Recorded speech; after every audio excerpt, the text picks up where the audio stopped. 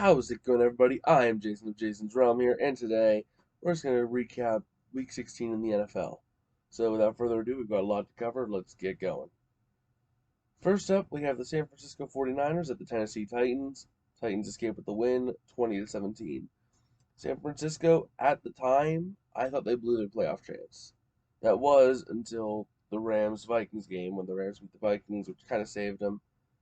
They really just didn't do much that game. I mean, they tried to fight, and pretty much no one thought the Titans were going to win.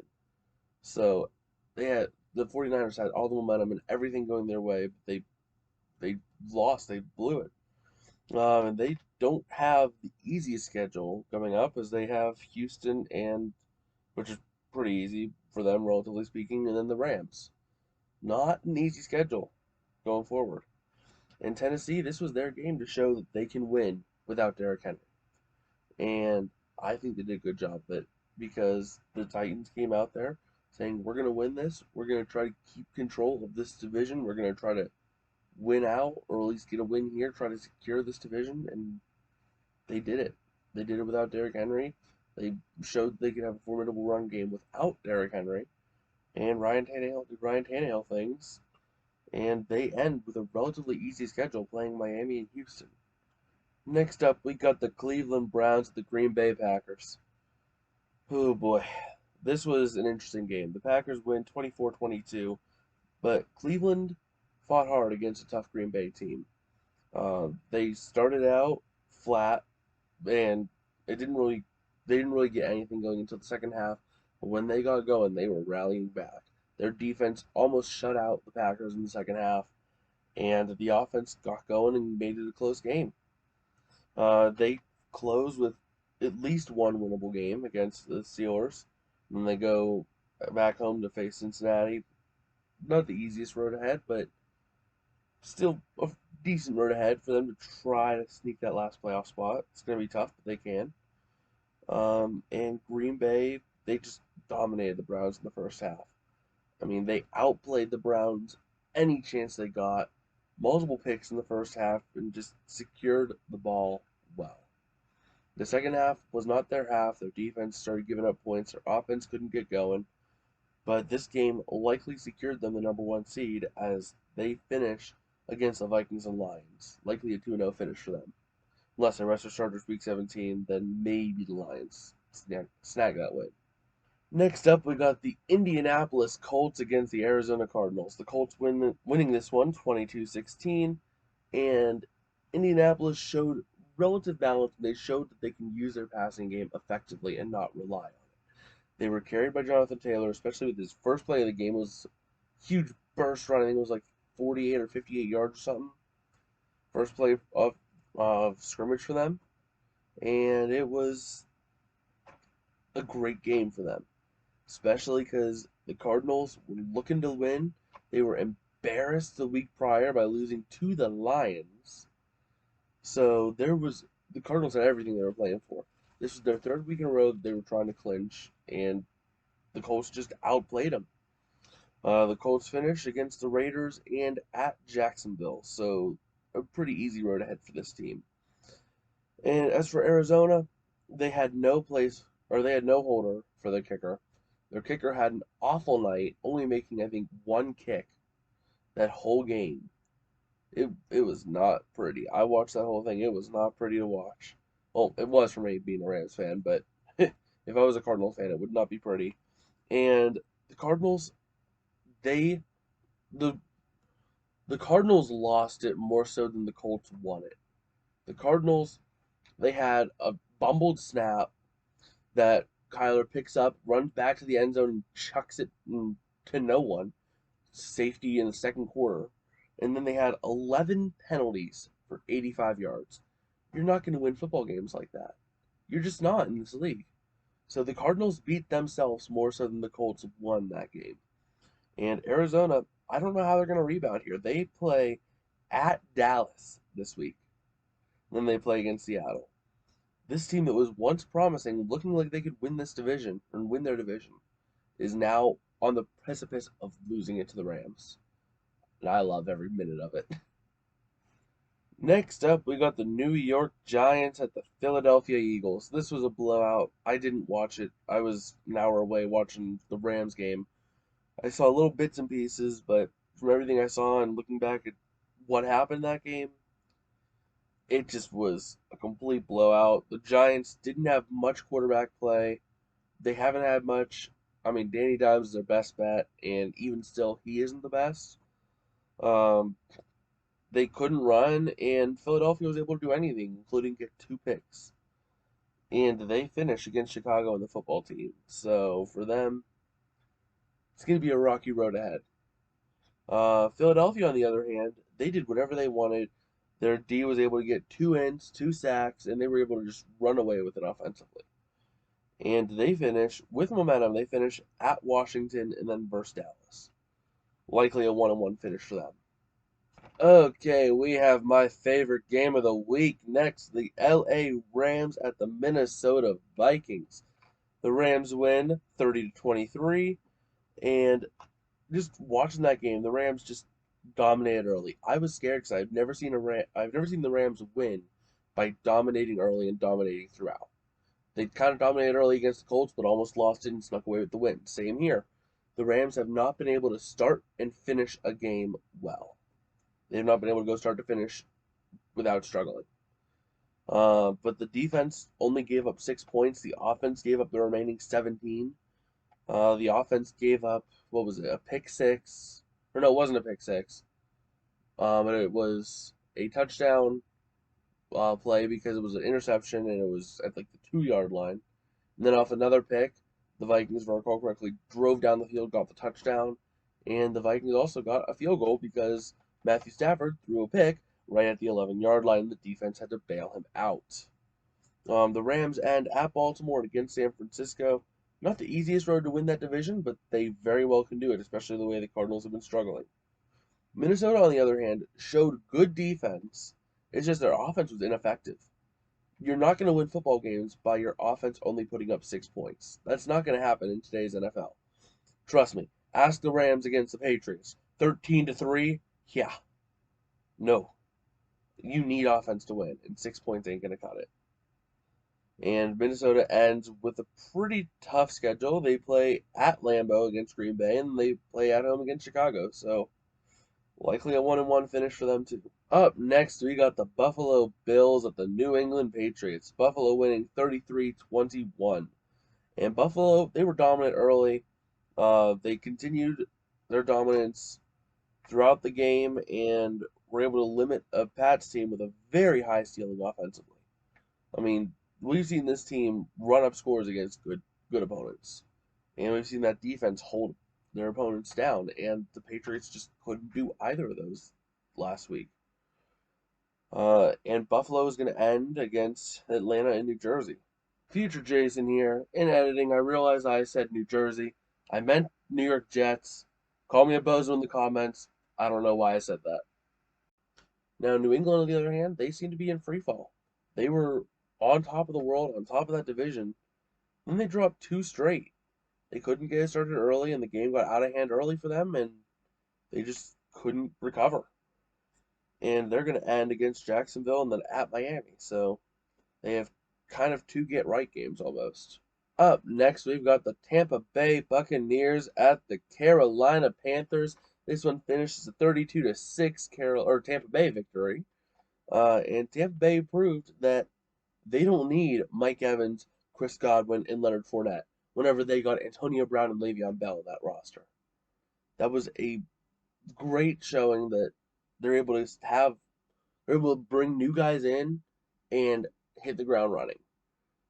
And Antonio Brown, Le'Veon Bell, great signings, great fits, and the defense stepped up big time against a weak Panthers team in quarterback turmoil. Tampa Bay is going to end at the Jets and versus the Panthers again, so potentially a 2-0 finish. Potentially a division win right there. They had clinched that division. So potentially a fight to go further and be the 2 seed.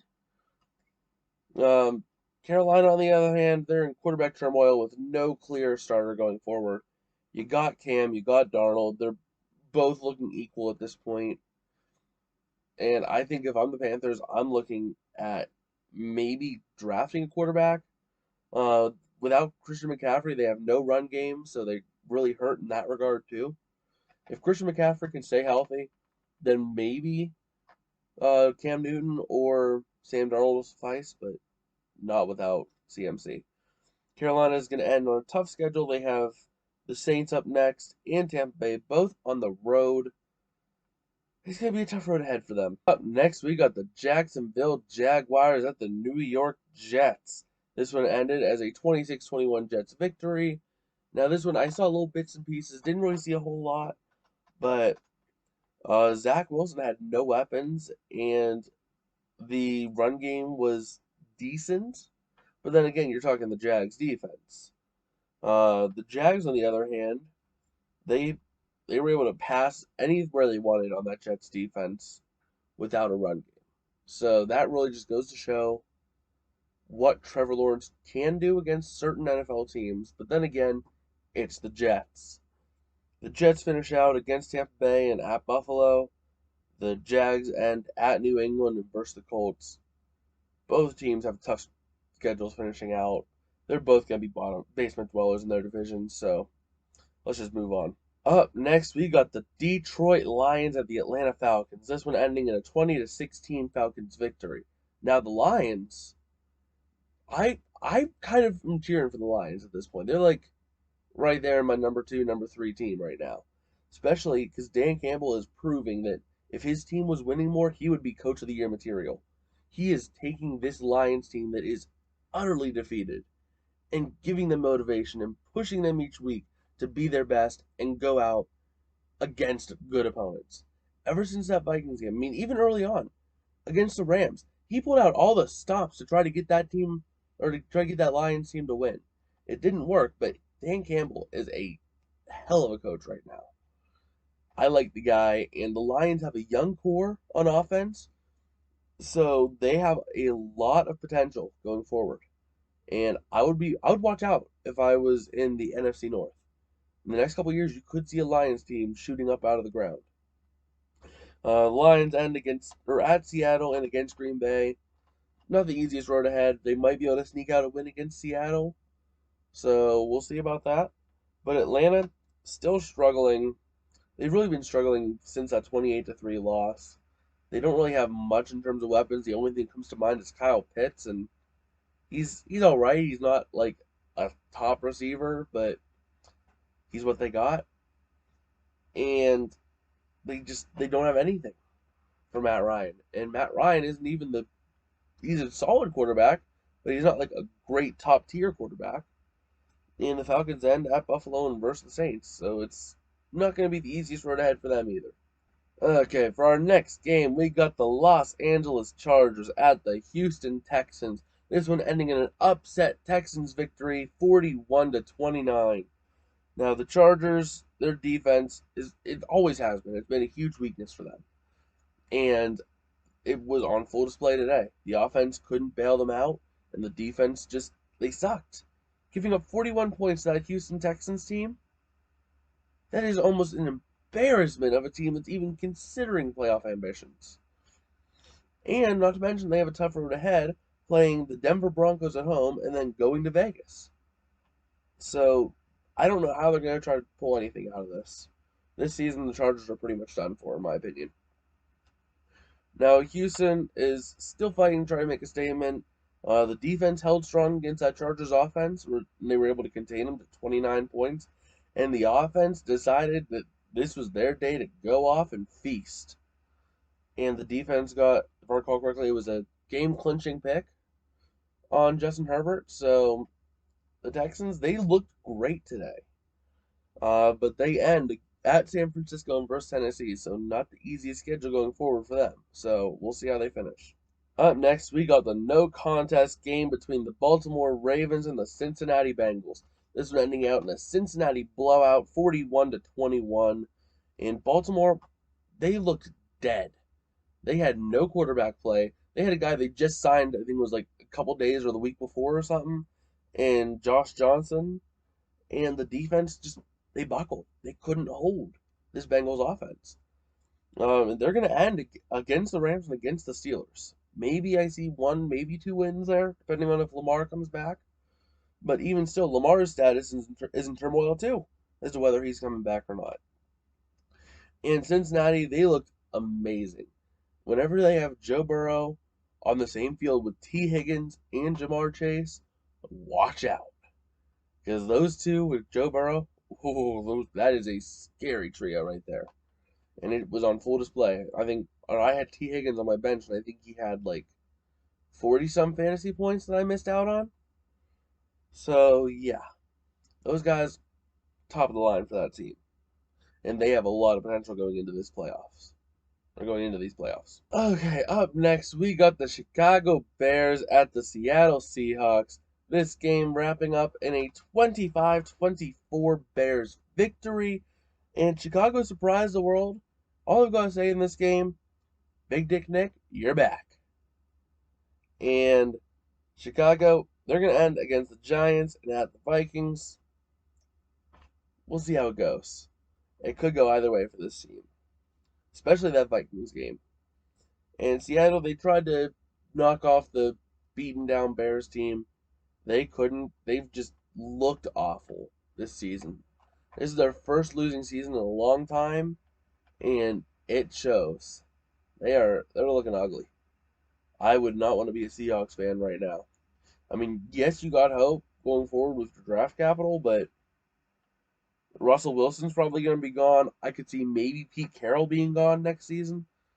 They're going to probably clean house. So, Seahawks fans, be ready for a full-on rebuild. And Seattle ends against Detroit and at the Cardinals. Likely one win there. They're probably going to get beaten down by the Cardinals. Up next, we got the next no contest game, the final no contest game of the week. The Pittsburgh Steelers at the Kansas City Chiefs. This one ending up in a huge blowout for the Chiefs, 36-10. And Pittsburgh, they keep trotting out a corpse of a quarterback in Big Ben. He's done. I mean, the Steelers are really just an offensive line and a quarterback away from competing. And if they had a quarterback, even like a Cam Newton, on that roster, they would have made that game close. But they keep trotting out Big Ben each week, and this is his last season. It's a shame to see the guy go out like this. He had a great career, and had he have ended last season, he would have been remembered fondly. At least to a point, as he would have been remembered as a man who came back from, I think it was almost Tommy John's or something like Tommy John's surgery, and still was able to throw a football effectively and help lead a team to a playoff berth. But this season is really just tarnishing his reputation, and it's hard to see. I grew up a Steelers fan. It's hard to see. But the Steelers, they're going to end against Cleveland and at Baltimore. Not the easiest road ahead. They're pretty much done in the playoff race. They're still technically in it, but they're, in all reality, likely done. And Kansas City was able to beat an easy Steelers team, and they were able to waltz into a win and retention of the number one seed. And this Chiefs team has been hot. I think it was their 8th or 9th win in a row. And they're looking strong going into this playoff, so watch out for the rest of the AFC, because the Chiefs are coming for you. And they have no stopping in sight. And the Chiefs are going to end at Cincinnati, which is going to be a good test for them. And it's going to be a good test for the Bengals, too. And then the Chiefs end at the Broncos. Next, we've got the Denver Broncos at the Las Vegas Raiders. Yet another game that I didn't really watch too much of, but the Raiders were able to waltz out of there with a 17-13 win. And from what I've seen, the Broncos offense they did not look like they had it without a quarterback. Drew Lock is not the answer. We've known this. And they're not doing what they need to do. They need to look at getting a quarterback, but there's not going to be that much available in terms of options. So it's going to be a long rebuild for this team. They looked good against bad teams, but against real competition, they do not look like they are going to be fighting at all. And the Broncos end at the Chargers and versus the Chiefs. The Raiders, on the other hand, they knew what was at stake. They knew if they lost that game, they were going to be pretty much out of the playoff race. So they fought as hard as they could. They won, and now they are currently in a 4-way tie for the 7th seed in the AFC. And this game could be the difference against the Raiders in the playoffs. And after the season they've had, I think they deserve at least a showing in the playoffs. I mean, from John Gruden's email scandal to Henry Ruggs to everything they've had going on in this season, Damon Arnett, I think it was, after that. I mean, they have had one tough season to deal with, so I give that Raiders team a lot of credit for fighting through and still being a viable playoff contender at this point. But the Vegas Raiders end at the Colts and versus the Chargers. So not the easiest road ahead, but it is still a possible road ahead to beat. Okay, our next game is a Sunday night football matchup between the Washington football team and the Dallas Cowboys. This game ended up to be a huge blowout in favor of the Cowboys, 56-14. The football team, they looked awful. Their defense couldn't do anything to contain the offense of the Cowboys, and it was over before even the half. I mean, at the half it was like 42-7, so it was over at halftime. It was just no contest, and Washington had no quarterback play. They need a stronger quarterback play. They need a stronger offense. They have a lot of needs. They're a pretender. They've been a pretender for the past couple seasons. No one wanted to admit it. But they end the season with the Eagles and they visit the Giants. Meanwhile, Dallas is back. Uh, they have really shown a clinic in that game. I'm just kind of speechless on what to say just because of how much of a blowout it was. I mean, the Cowboys really weren't trying in the second half and still scored 14 points. That's how bad it was for the football team and how great it was for the Cowboys. That's about all I could say on that. The Cowboys end with Arizona, which is a struggling Arizona team, which is a very winnable game for the Cowboys, and they end the season at Philadelphia. And finally, to end the video, we have the Monday Night Football game between the Miami Dolphins and the New Orleans Saints. This one ending up in a 20-3 Dolphins victory, and Miami looked very good. Jalen Waddle, he carried that team. He was the go to that team, and the defense was able to beat down on the Saints rookie Ian Book. Uh, it was relatively an easy game for them because they had a quarterback who made his debut on Monday Night Football. It's never easy to do that. But Miami ends at Tennessee and versus the Patriots, and they are also in that four-way tie for the 7th seed. So we'll see if they can prevail. There's always a chance. New Orleans, they need a quarterback. Jameis is going to be a free agent after this season, and Taysom Hill might be the answer, but he's unproven. And if Taysom's not the answer, we know Ian Book doesn't look like the answer after last night. He had about as good of a start as Jordan Love. So I don't know if I could trust the Saints team going forward. They need a quarterback, and if they don't get a quarterback, they're going to be in a rebuild for quite some time. So the Saints are going to end against the Panthers and at the Falcons. They might be able to squeak one out against the Panthers, but I don't know. With the way this team has been looking, I don't know what to make of them. It all depends on how Taysom Hill comes back and how he finishes the year. Well, that's going to conclude today's video, recapping Week 16 in the NFL this season. We get to see what Week 17 has to offer. If it's anything like this week, there's going to be a lot more of heartbreak, a lot more of highs, a lot more of lows. It was a good week this week. A couple, like 3 blowouts, but blowouts are going to happen. Feels good to actually see blowouts the way this season's gone. But yeah, later on this week, I'll have some power rankings probably out tomorrow. And then we're going to have prediction videos later this week and maybe a news video. So yeah. I guess if you liked it, go ahead and smash that like button, share the video around, and thank you to Tom Grossi and the Grossi Posse for that raid last night. It really made my night. And yeah, I guess I'll see you guys tomorrow. Peace out and have a good one.